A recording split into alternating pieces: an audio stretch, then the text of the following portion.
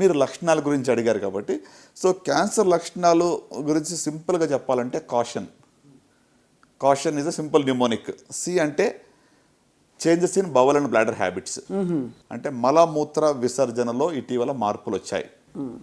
నేను చెప్పే సిమ్టమ్స్ ఏవి కూడా 3-4 వారాల కన్నా ఎక్కువ ఉంటేనే కంగారు పడాలి. ఒకసారి విరోచనలో ఇవ్వగానే నాకు ఏదో క్యాన్సర్ ఉందేమో, లూజ్ మోషన్స్ అని అనుకోవద్దు. సో మలమూత్ర విసర్జన మార్పులు అంటే ఎక్సెసివ్ కాన్స్టిపేషన్, మోషన్ అవ్వటం లేదు, లేక మోషన్లో బ్లడ్ పడుతుంది, మోషన్లో చీమ్ పడుతుంది, లేకుంటే నాకు తినబుద్ధి కావటం లేదు. So blood in the stool కానివ్వండి, బ్లడ్ ఇన్ ద యూరిన్లో కూడా బ్లడ్ పడినట్లయితే స్టోన్ వల్ల కూడా పడవచ్చు, బ్లాడర్ ఇన్ఫెక్షన్లో కూడా పడవచ్చు, ట్యూమర్లో కూడా బ్లడ్ పడవచ్చు. కరెక్ట్. సో కనుక anything which is there for 3 to 4 weeks మలమూత్ర విసర్జనలో ఇటీవల మార్పులు వచ్చాయి అంటే అది ఒక లక్షణంగా భావించవచ్చు. అది okay. Then a sore which does not heal, అంటే మానని పుండు.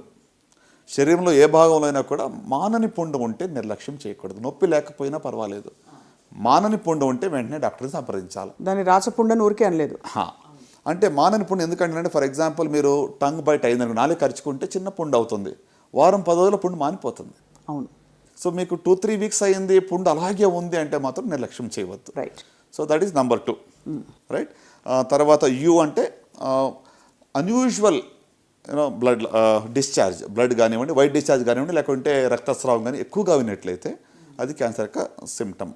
అంటే వెజనల్ బ్లీడింగ్ కావచ్చు, అతను బ్లీడింగ్ పర్ రెక్టమ్ కావచ్చు, అన్యూజువల్గా వైట్ డిశ్చార్జ్ కానీ లేకుంటే రక్తస్రావం ఎక్కువగా అవుతున్నట్లయితే అది క్యాన్సర్ యొక్క లక్షణం. సో ఇక్కడ సార్ మెన్స్ట్రుయేషన్లో అన్యూజువల్ బ్లీడింగ్ అయ్యి మెనోపాజ్ తర్వాత తగ్గిపోయిందంటే అది పీసీఓడి తప్ప ఇంకోటి కాదు కదా సార్? డెఫినెట్లీ. ఇంకొకటి మీరు అడిగారు కదా, పోస్ట్ మెనోపాజల్ బ్లీడింగ్ అని వస్తే గిన never to neglect that. So post menopausal బ్లీడింగ్లో యూటరిన్ క్యాన్సర్ ఉందా లేదా అని తెలుసుకోవడం చాలా ప్రాముఖ్యం. నెంబర్ 1 ఇంటెన్షన్ మాకు అదై ఉంటుంది. పోస్ట్ మెనోపాజల్ బ్లీడింగ్ అనేది అసలు డాక్టర్ నిర్లక్ష్యం చేయకూడదు, పేషెంట్ నిర్లక్ష్యం చేయకూడదు. రైట్. సో కనుక వైట్ డిశ్చార్జ్ కూడా ఎక్సెసివ్గా అయితే కూడా నిర్లక్ష్యం చేయకూడదు. So unusual discharge or bleeding ఇది third category of symptoms. Right. So next ఇప్పుడు మనకి సిఐయు అయిపోయింది. టీ అంటే thickening or lump anywhere in the body. Okay. చాలా మందికి పుట్టుకతోనే చిన్న చిన్న గడ్డల బాడీలు చాలా ఉంటూ ఉంటాయి. లైపోమస్ అంటాము, లేకపోతే న్యూరోఫైబ్రోమస్ అంటాం. వాటి కోసం కంగారు పడక్కర్లేదు. ఇటీవల గడ్డ ఏర్పడింది, నాకు నొప్పి లేదు కానీ ఆ గడ్డ సైజు పెరుగుతూ ఉంది అంటే మాత్రం నిర్లక్ష్యం చేయకూడదు. ప్రత్యేకంగా మరి యంగ్ ఫీమేల్స్ నేను చెప్పాల్సింది ఏంటంటే, ఆడవాళ్ళలో 20 to 40 years ఉన్న వాళ్ళలో పాలగడ్డలు అంటాం, ఫైబ్రోడినమస్ అంటాం. సో 90% అవి బినైన్, మామూలు గడ్డలు, అవి క్యాన్సర్ గడ్డలు కాదు.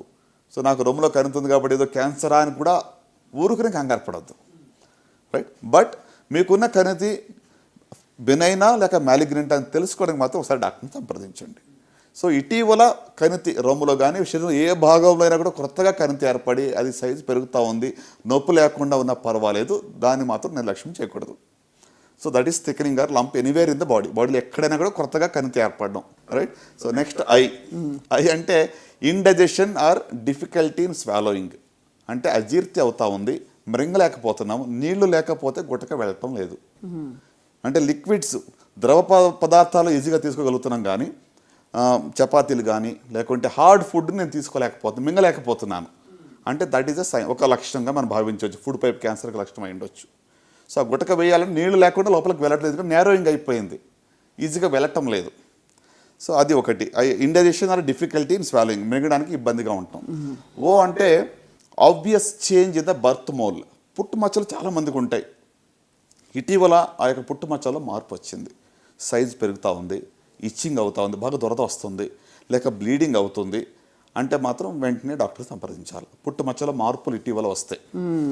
రైట్. ఇంకా లాస్ట్కి వచ్చేటప్పటికి ఎన్ అంటే నాగింగ్ కాఫ్, అంటే ఒక రకంగా చెప్పాలంటే మానని దగ్గు. 3-4 weeks అయింది. ఈ మధ్యన కోవిడ్ వేవ్ 2 అయిన తర్వాత ఇక రకరకాల వేరియంట్స్లో దగ్గు 1 month కూడా సర్వసాధారణంగా వస్తూ ఉంది. Right sir. But otherwise more than 6 weeks మానని దగ్గు ఉన్నట్లయితే, మరి మీ గొంతుకు బొగ్గురు పోయినట్లయితే తప్పకుండా డాక్టర్ సంప్రదించాలి. దట్ ఇస్ సంథింగ్ దట్, అంటే దాన్ని మనం ఇగ్నోర్ చేయవద్దు. ఓకే. ఇది కాషన్. అద్భుతం సార్. అంటే ఒక్కొక్క పదానికి గుర్తుపెట్టుకునే విధంగా మీరు చెప్పిన రీతి నిజంగా చాలామందికి ఐ థింక్ అర్థమవుతుంది సార్. ఇవన్నీ వస్తే తప్పకుండా ఇవన్నీ 3-4 వారాల పాటు గమనించాలి. అంటే నేను ఇంకొక మాట ఇక్కడ మీతో చెప్పాలి. ఈ కాషన్ అన్ని గుర్తుపెట్టుకుని రోజు ఈ కాషన్లో ఉన్నాయన్నీ నాకు ఉన్నాయని కంగారు పడకుండా ఒకవేళ ఇంకా సింపుల్గా నాకు తెలియాలని ఆశ ఉంటే, ఇటీవల నా శరీరంలో ఏదో తేడాగా ఉంది, తెలియని వెయిట్ లాస్ ఉంది. లాస్ట్ 3 monthsలో నేను మోర్ దెన్ 10% వెయిట్ లాస్ అయ్యాను. ఆకలి లేదు అనేది జనరల్ సిమ్టమ్స్. అంటే మన శరీరము మనతో మాట్లాడుతోంది. Correct. Your body is talking to you. Listen to so మీ listen to your body. Simple. మీ బాడీ ఏదో తేడాగా ఉంది అనిపించినప్పుడు ఒకసారి వెళ్ళి చూపించుకోనండి. నాకు ఐ వాంట్ గెట్ స్క్రీన్డ్, నేను కొన్ని క్యాన్సర్ స్క్రీనింగ్ చేయించుకుందాం అనుకుంటున్నాను, లేకపోతే బాడీ హెల్త్ చెకప్ చేయించుకోండి అని చెప్పండి. సో అట్లా ఉట్టి క్యాన్సర్కి కాదు, non communicable diseases, diabetes, hyper tension, cardiac, cancer అన్నీ కలిసి మనం టెస్ట్ చేయించుకోవచ్చు ఒకేసారి. కరెక్ట్ సార్, చాలా వాల్యుబుల్గా చెప్పారు.